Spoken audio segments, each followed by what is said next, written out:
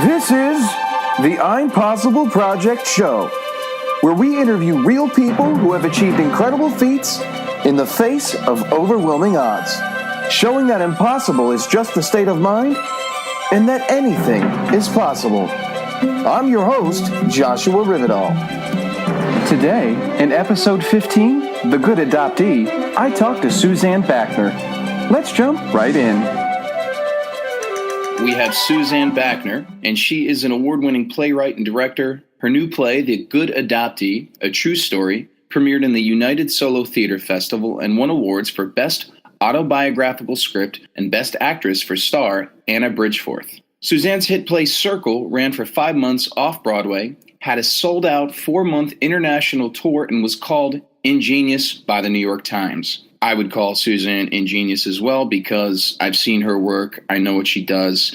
She's also an author in our first I'm Possible book, so that's exciting. It's good to have her back in the ecosystem and back in front of our I'm Possible people. Suzanne, it's so good to have you on the show. Thanks for joining us. I'm thrilled to be here.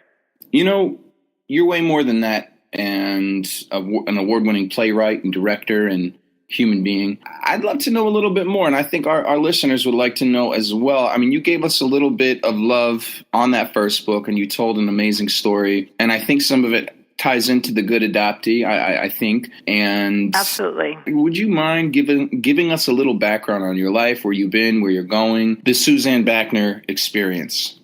Well, I was born, raised, and adopted in New York State, and I still live here. I've traveled a lot. I lived in California for a little bit, and I was always a writer. I was always making art and telling stories as a kid. And actually, my mom just reminded me last night over fireworks about how she used to write my stories out before I knew how to read and write myself, and I used to illustrate them. Actually, my dad pointed that out to both of us.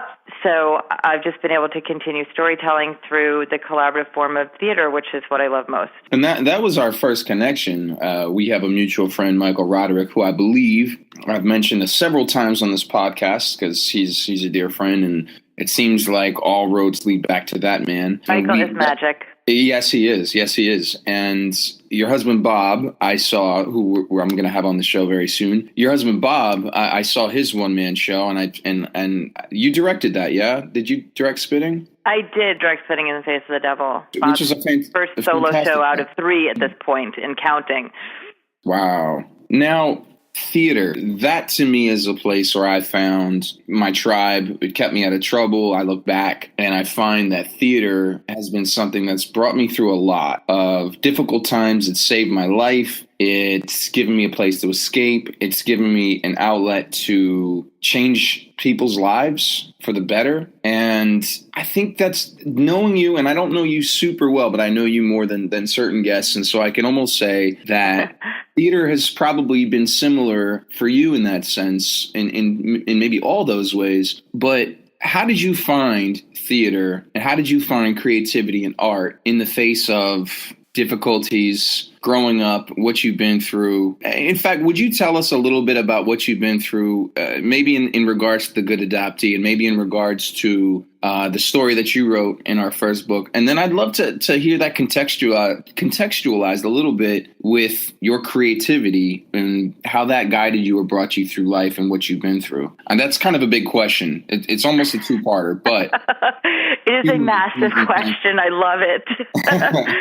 Well, first of all, like just being a writer and expressing creatively that way as a kid, I'm an only child, and I'm an only adopted child, which is sort of a double whammy. And so that was always like a special thing that I got to do, and I always wanted to share. There's always even when I was writing a book when I was 6 years old, it was meant to be shared with an audience. And I got to start doing theater when I was little because I got to play with the other kids, which I also love. And I didn't know that I actually had a little theater company in the summers that I ran called Rainbow Refreshments International. And we did musicals, and we had a really great selling strategy because what we would do is we would cast the very wealthy donors' grandchildren in the productions. I guess this is something that's used today by by professionals, but we had like sort of an intergenerational, multi-generational sort of artistic fun thing. And also it was Rainbow Refreshments, so we sold refreshments, and that was also key to our financial success. But and we had a lot of fun. But I'm really not a performer. I'm really a behind-the-scenes person. Like, I am not an actor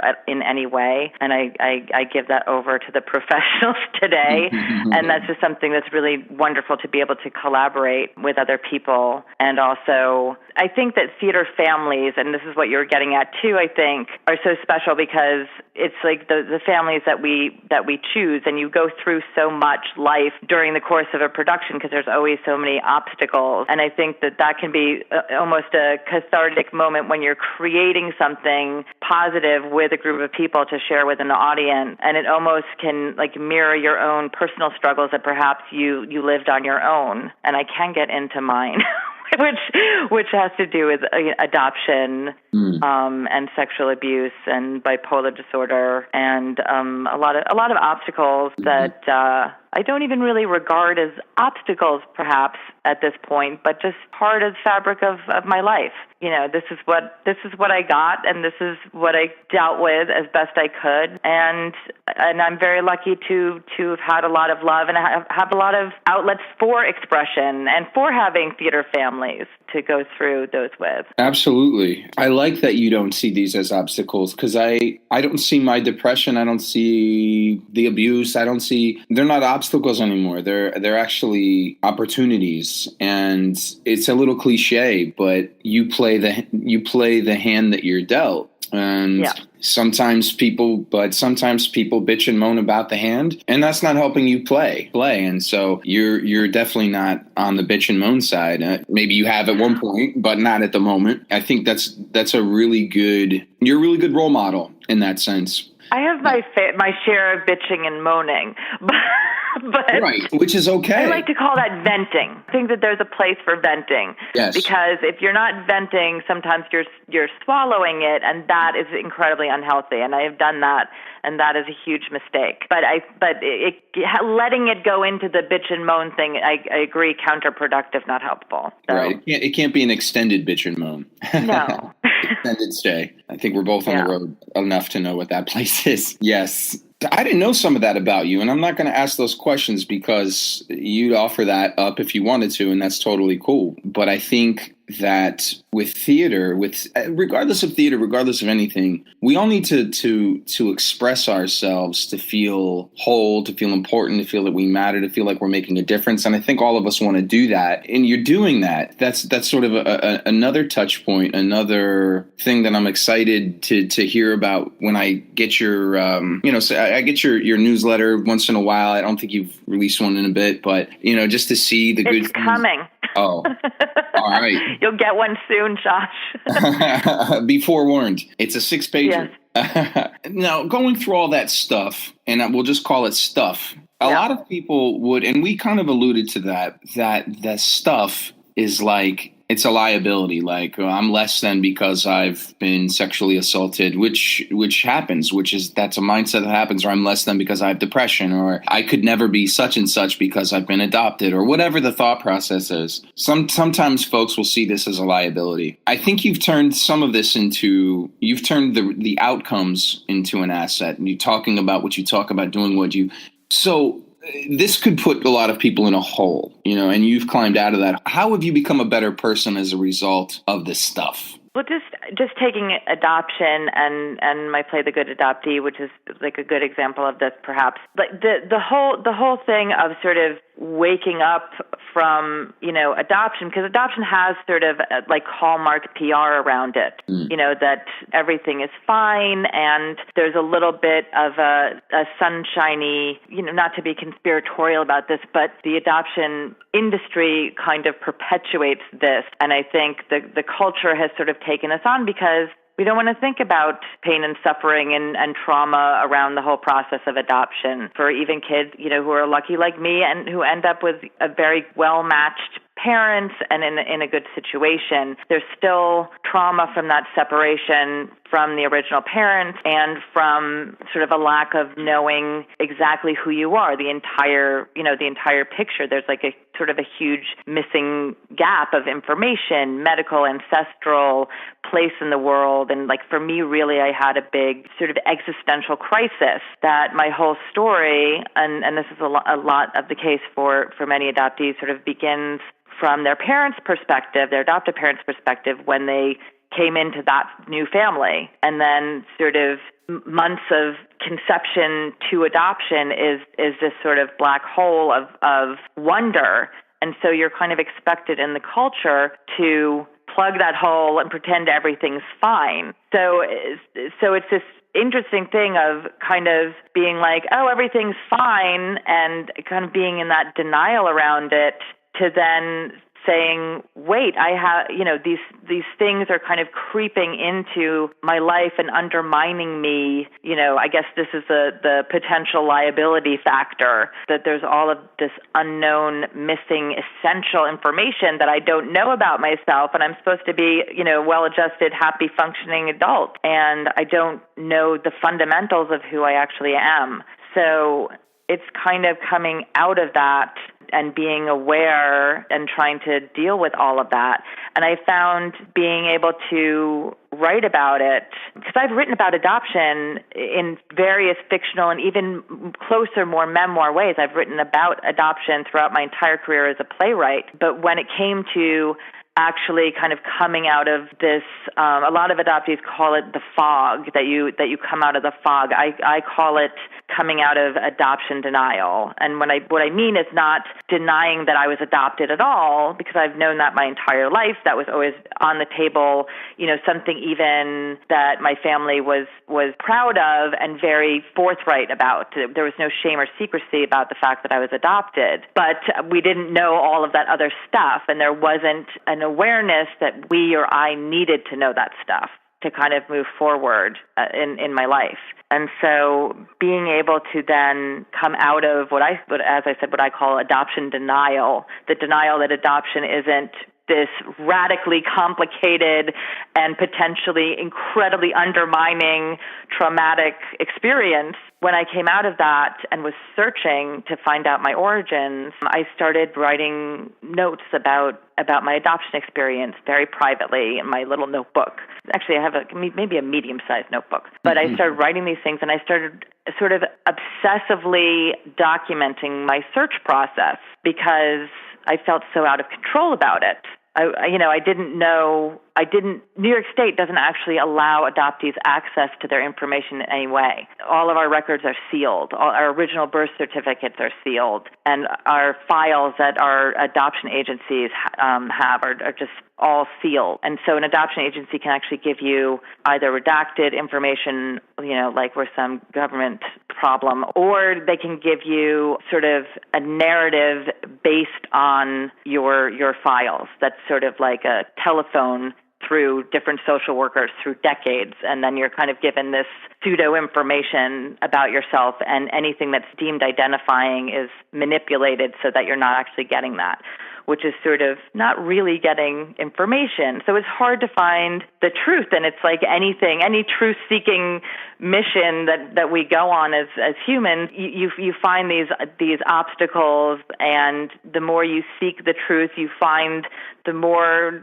you find out that people actually do not want you to know the truth. And when you find that out, you know how crucial it is for you to find out the truth, because if people are hiding it from you in that with that much effort, it must be as essential as you originally thought when you set out on the journey. So in terms of the liability factor that you were saying, Josh, this whole process of my search and then creating a play around the search and about my truth about who I am, and doing for the first time, complete this is the truth, this is not fictionalized in any way, it's my name, it's who I am, kind of a theatrical play in the way that that Bob does, and Bob had sort of inspired me for years as I was directing his, which is amazing. So I really then had to say, okay, this whole journey has been this fantastic opportunity for me to become who I really am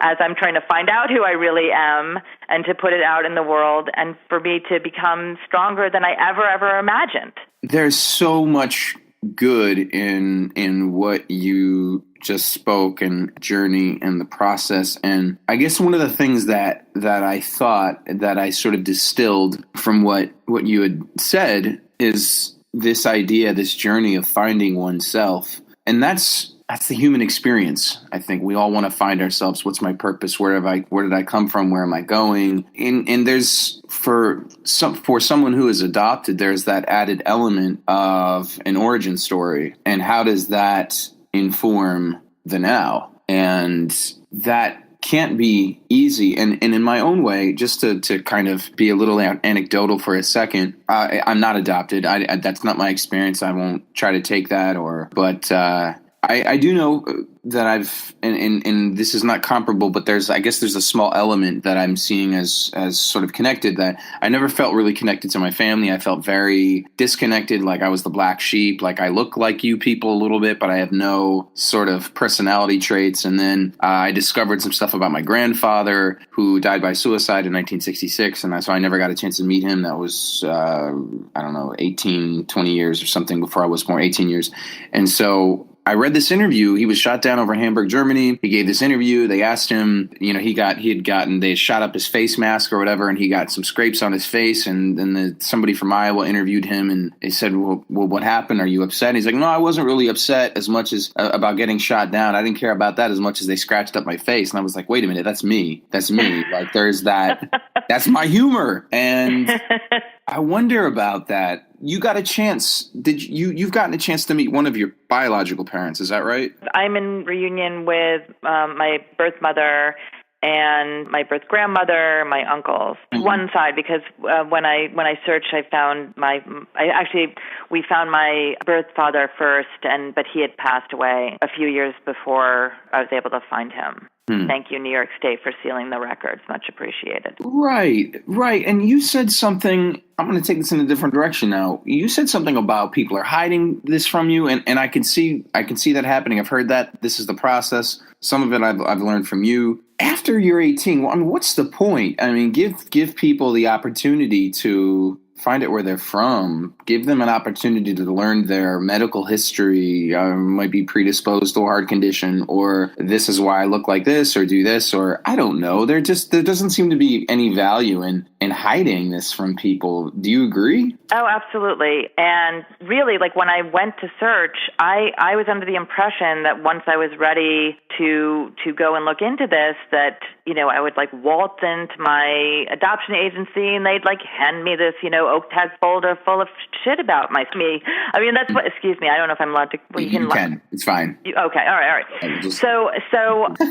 Or really good stuff about me. I mean, I don't know, whatever it was, because when you go for a search, you have to be prepared for anything. You have to bolster yourself and say, okay, whatever it is, I need to know what it is, no matter what it is. And, and first of all, my adoption agency had just closed and all the records had been transferred to Spence Chapin, another adoption agency. And then I found out that legally they couldn't give me anything. And I was shocked. I mean, I really practically fell over when I found that out, because it doesn't make any sense.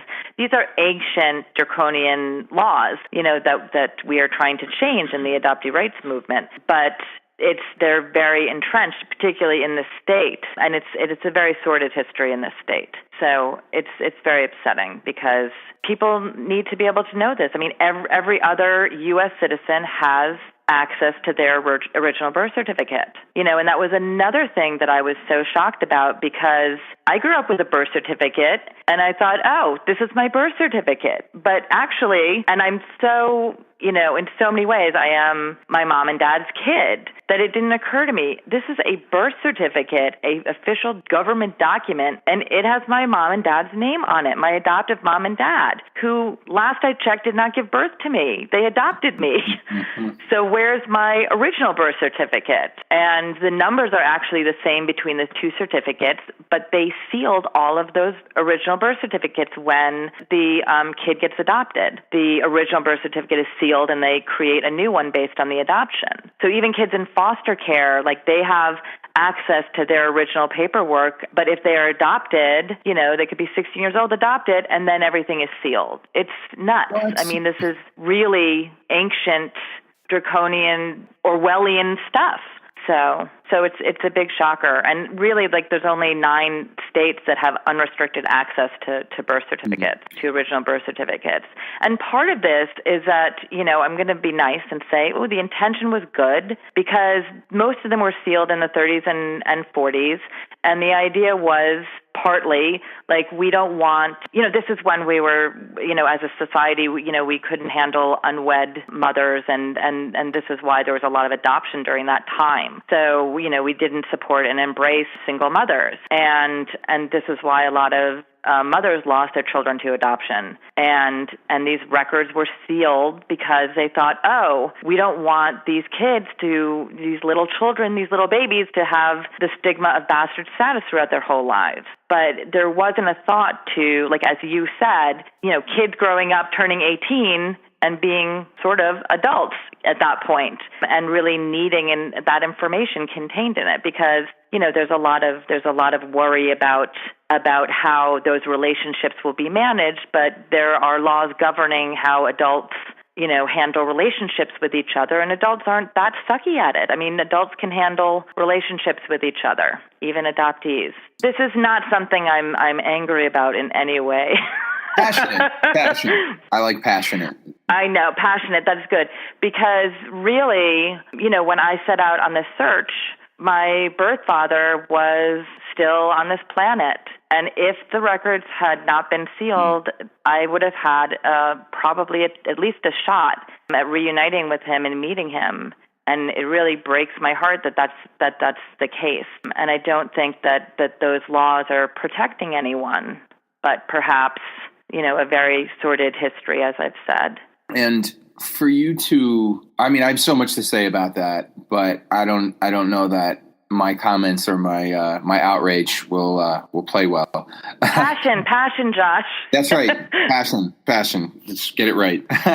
I'm actually really interested about your persistence and how you fought through a system that wouldn't work with you, and just, as you say, these draconian laws and rules and regulations, and you hit one door and it smacks you in the face, and 6 of them are locked. And I think one of my life's mottos is, if life doesn't give you a door, if somebody shuts a door in your face, you make your own door. It's not when one door closes, another one opens. I don't know about that. I know I can create a door, though. It might be little, and I might have trouble getting through it sometimes. But it seems like you created your own door. So can you? I don't know, whatever, like, I was going to say briefly, but you don't have to be brief. Can you, you really don't. We have whatever time we want. I don't know why the hell I was thinking briefly. I'm like thinking email or something, but seriously. It's good to say briefly to me, because I can drone on and on, Josh, really. But you haven't. So can I. And that's why I'm interviewing you, because nobody wants to hear the drone on from me. Can you give us that process, though? What did that look like, creating your own door? I bounced from this adoption agency to that one, and then I found my sister, and then blah, blah, blah. Like, what did that look like, and what were the emotions that you had? Oh, my goodness.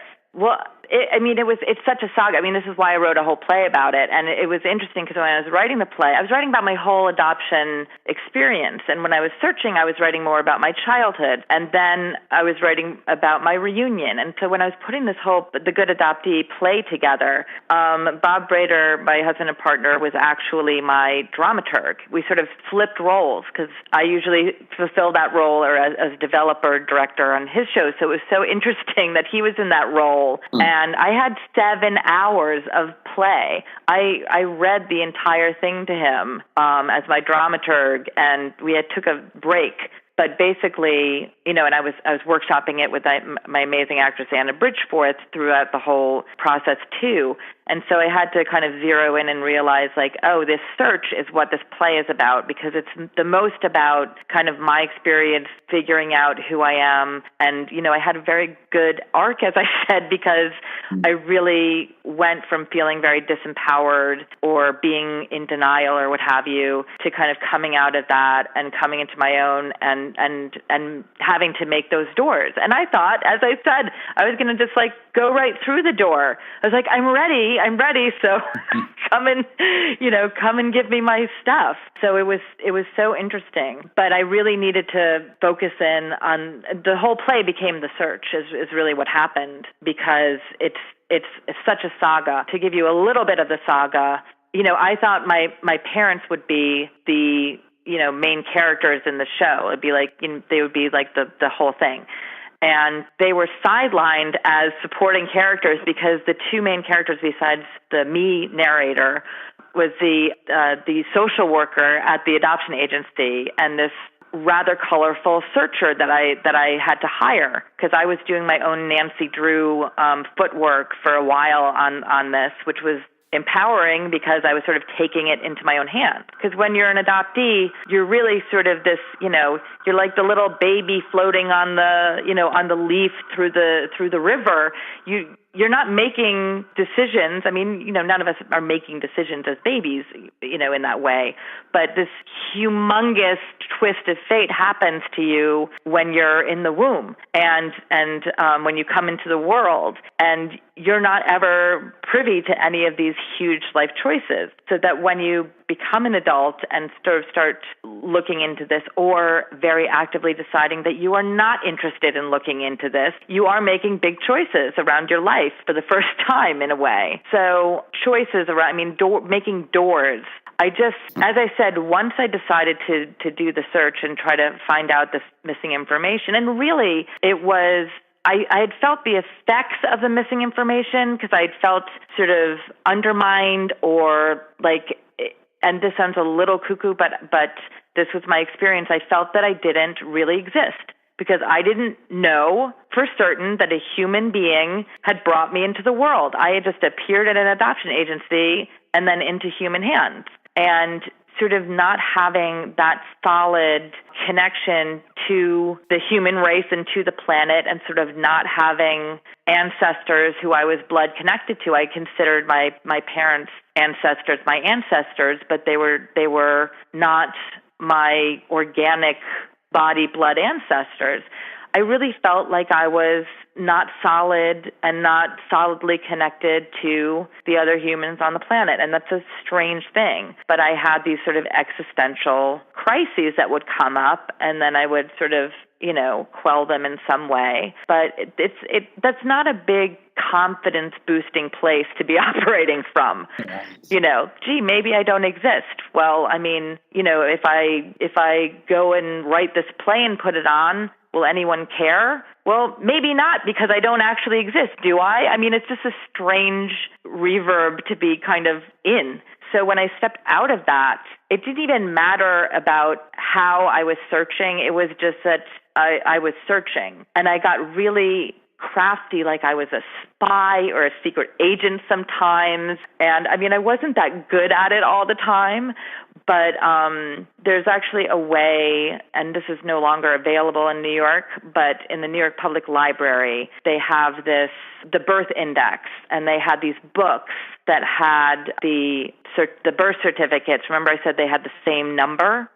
So they had in the birth index, it's this record listing of the original birth certificates. And it was kind of a loophole in the system that was quietly known about through search channels. And I actually found my original name because the adoption agency wouldn't tell me that. The social worker and the adoption agency are, by law, not permitted to share that information with me. So it's this weird thing, because adoption today is, open adoption is very much embraced so that these problems are not prevalent in adoptees today. And it's just what is considered the right way to go and the better way to go. And that's why open adoption is practiced now. So you have adoption agencies who believe in this and believe that adoptees should have access to their records, but they're not permitted by law to share it with them. So it's this terrible thing that the experts are forced to abide by the draconian law. And they have to be counseling adoptees who are really hurting over not being able to have access. So it's kind of heartbreaking. I made my social worker into a little bit of a villain, because to me, she embodied all of that. and she didn't understand my sense of humor, which, put us back, way back, in the process. But it was really like, me battling New York State through the, the messenger who has to say, oh, you're not allowed to have these. But I think there are all of these, like, different things where I actually just went by where St. Vincent's Hospital used to be, which is where I was born. And now there's these horrible, well, I'm sure they're lovely condominiums for millionaires, but there's no lovely hospital there anymore. So it's like everything was closing when I was trying to search. So I went to a next level of, I'm going to try to get my birth records from St. Vincent's Hospital. And St. Vincent's was about to close. And they wouldn't give me anything. And you have to like write a letter. And I had to have my original name, which is Benny Smith. I had to have my original name, which is, when my birth mom gave birth to me, she had my original birth certificate name and original name on the records. So I had to pretend that I'd maybe gotten an operation there or something. And I said, I would like my records for when I was a patient at your hospital. Because if you say, I want my birth records, then they will flag you as an adoptee. They won't share it with you. So it's like a multi-institutional sort of farce of, quelling this information. It's very hard.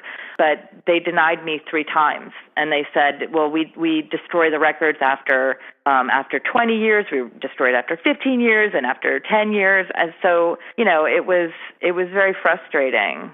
But it's like anything. Once you turn the corner and decide, I must know this, and now, like, all the blinders are off, all the denial is gone, like, I need to, even if I never find it, I need to pursue this because it's essential to my well-being. Like, once you're in that place, really, you can be frustrated, you can take a timeout and sit on the sidelines for a little and lick your wounds, but there's no stopping you in that situation. It sounds like it. Now, there's 2 things I want to kind of comment on. And the first one's it might be a little silly. And the second one is definitely serious, but I noticed the silly one. And so you could tell me if I'm stepping in it and if I'm I don't know, crossing the line or whatever. But I like silly, Josh, so let's hear it. Oh boy. Okay. I don't know. I might be quantifying it incorrectly, but here goes. Here's what I noticed. And then there's something I want to make a comment about you in a really positive light. So the first thing is, like, you did all this searching and you couldn't find your folks. And I'm thinking about, how is Suzanne? How is she like birth mom and birth dad? Like, what are the mannerisms? What are they doing? And I had this thought, like, they, in a sense, they did what they had to do. They did the best they could with the information they had, I'm assuming. And so they wanted you to have a good life. And so here you are all these years later. And so on one hand, they're a super sleuth when you were a baby, and you're super sleuth. You found them. That is something that is, that, to me, there's a little connection there. For whatever it's worth, y'all people are super sleuth.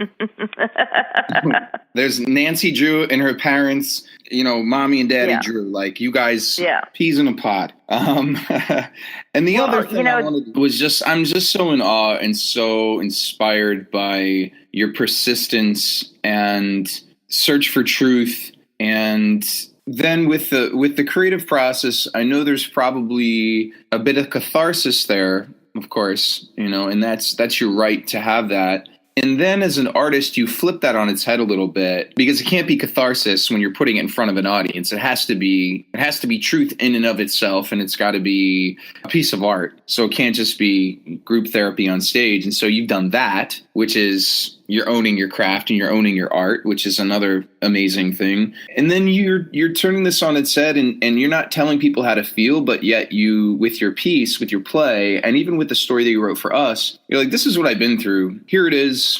Maybe this will help you, and you take away from it what you will, and somebody will. And that's the point of art anyway, in my humble. I don't really believe in creating art for the sake of it. That's just me. And you created art, and you've made your life into art. And I just have a lot of good comments and just a lot of good vibes to send your way, because I think all of us, and you have an added quote unquote obstacle in your search for self and finding self, but we all have that challenge And to not have that ancestral lineage that's ready right there in front of your face, or to not have had it for a while, it's got to be incredibly difficult, as an understatement, because I don't have that experience. But I think I'm inspired by your spirit and how much you really have tried to and are finding self and connecting to yourself, and by extension connecting to all of us.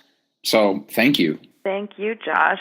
And I love that you personally connected to the adoption story, because I really feel in putting out an adoption story too that they're just universal truths and themes in it that everyone can relate to. And so that's been like the joy of telling a very specific adoption story, and one that is so personal, and putting it out there and having other people who are not in the adoption community really get it and really have a way in and really connect to it personally from their own experience, which is such a joy, because as you said, you don't want to just put out art for art's sake. Like I want to put out art where I'm connecting with an audience and offering something. Absolutely. But then on another level, sometimes I just feel like, well, if it's good for me and I want to express it, it will find an audience. I really believe that. There's some truth sort of to having that. the passion in it, Mm-hmm. There's some truth to that. I think when you're an experienced artist, you kind of have that leverage ability, because you've kind of cultivated an audience already. So people who are already going to like your work no matter what. And sometimes it's just fun to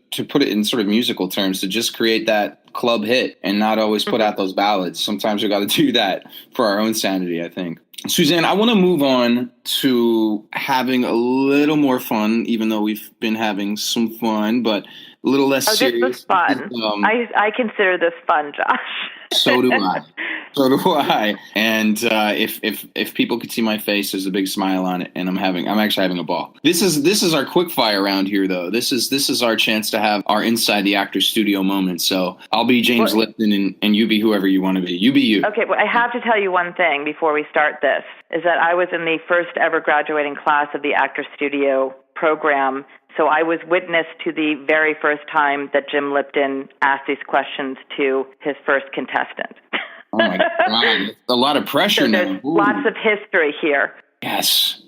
That's so cool. That's incredibly cool. I wanted him to. I had this idea for a cartoon, and I want him to play the voice of the conscience in the cartoon. Without context, that doesn't make any sense. But if I could keep James Lipton around for another 100 years, just so he could play this cartoon for a couple, that would make my life. I see that. Yeah, absolutely. Yeah. He's kind of a larger than life character. So, for my first question, Suzanne, what is your favorite word? My favorite word is delicious. Delicious. I like that. And I'm very angry because people are bastardizing that word, saying delish, and it's just not the same. I don't like delish. I think I'm more of a delicious person myself. Yeah. We're peas in the pot on that one. Not that you needed my validation. Conversely, what is your least favorite word? No, that is mine too. We've had a lot of votes for the word moist, but I think I hate no even more than that. So yeah, just tell me yes all the time. My ego's way too out of control. So this is a new one. In the story of your life, if it was a movie, who would play the title role? Well, I have to say Anna Bridgeforth, because she's an incredible stage actress, but she is phenomenal on screen. So she's already fulfilled that role on stage for me, so it's got to be Anna. Anna. All right. Fantastic. And she's gorgeous on top of being incredibly talented, so can't go wrong. Yeah, and you really like this person. You own stock in her company? It's like Anna Bridgeforth, everyone. We'll just say it one more time just so you get Anna Bridgeforth. Totally teasing. Suzanne, what is who or what is your spirit animal? I don't understand spirit animal. I kind of don't either, but I like the question, and I know, but I feel like I don't know if this is my spirit animal, but my dog Jumbo is very close to me and no longer here. Oh, so I guess and he is an animal. He is literally a spirit animal. I don't think he's technically a spirit animal, but it would be Jumbo. He was a chocolate lab Great Dane Saint Bernard mix, and the loveliest puppy. you'll ever meet. Sounds adorable. And his name's Jumbo. That's so cute. Yeah, he's huge. Well, he's Great Dane Lab mix, so. Yeah, he's practically a horse. Yes, I didn't name him, by the way. I was his third mommy. Aw, we rescued a dog, and I didn't name her either. They named her Fifi, and I feel like an incredible asshole walking around with a dog named Fifi. But it exists, and we love Fifi. She's a poodle terrier mix, so she's smart and she's kind of an asshole. But she's one of us, so we're all good. Yeah. If heaven exists, what would you like to hear God say to you as you enter or as you get kicked out? I will say enter, and I'd like her to say, hello, dear. Aw, it's very Golden Girls. I don't know why I just pictured that, like Estelle Getty as God waving you in. I could deal with that. Yeah, hello, dear. But that's very maternal. And there's some sweetness to that. I really like that. I think I'd want to hear that. Hello, dear. That's comforting. It's just like the recognition that, it would make me feel like I was in the right place instead of being kicked out. Right. Which I could, make a case for getting kicked out. So can't we all? Just to reassure me that I'm in the right place. Yeah. Oh, fantastic! That was a fun quick fire round. There was a lot of depth to that. quick fire with commentary. With commentary, which this is what we do. We comment. We're storytellers.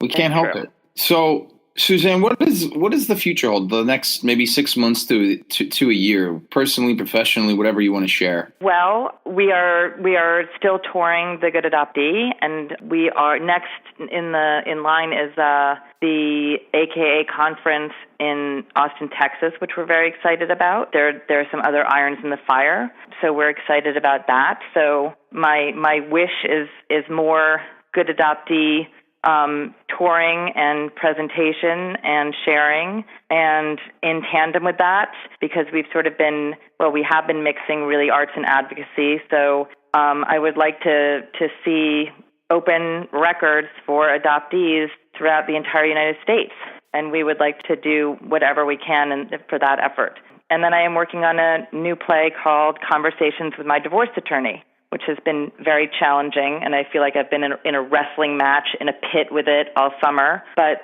we're coming to an agreement. We're now choreographing the wrestling, so it's less painful for me. So I hope to have that in a shareable, kind of, in some kind of shareable form. Audiobook. Forthcoming. There's a lot of exciting stuff there. I really want to see this new piece. And if folks want to get in touch with you, want to find out about your work, find out about where your next touring stop is, whatever it is, what's the best way for folks to do that? You can go to jmtctheater.com or thegoodadoptee.com. Okay. So, and they're both connected. And since you mentioned this, on thegoodadoptee.com, we actually have an action page. So on the menu bar, if you go to action, there are actually some really nice advocacy opportunities and actually some very pressing stuff in New York State, because we are presently trying to get justice-loving Governor Cuomo to veto a really bad anti-equality and anti-adoptee rights bill that is going to land on his desk in the next a few days or months, we don't know. But there are petitions to sign there. There are ways to get involved in advocacy, and we love at The Good Adoptee when allies get involved, because, we're a small population, and allies lending their voices and amplifying our voices is just crucial to this fight. Thank you again, Suzanne, from the bottom of my heart, for coming on, jumping on, hanging out, and sharing some wisdom with us and just some fun stuff too. It was a blast. Thank you so much, Josh. It was great to be your guest. So much fun. You've been listening to the I'm Possible Project show with Joshua Rivedal and guest Suzanne Bachner. I love sharing stories and how to turn impossible into I'm possible. If you want more inspirational stories, our second and third books are in pre-order right now. Changing Minds, Breaking Stigma, Achieving the Impossible, as well as Lemonade Stand. Both contain powerful stories of overcoming tremendous odds. When life gives you lemons, squeeze, add sugar, and pick up a copy of The I'm Possible Project. www.IamPossibleProject.com/pre-order. Thank you so much for tuning in. You're more than a community. You're part of the I'm Possible family. Until next time, sending you lots of love.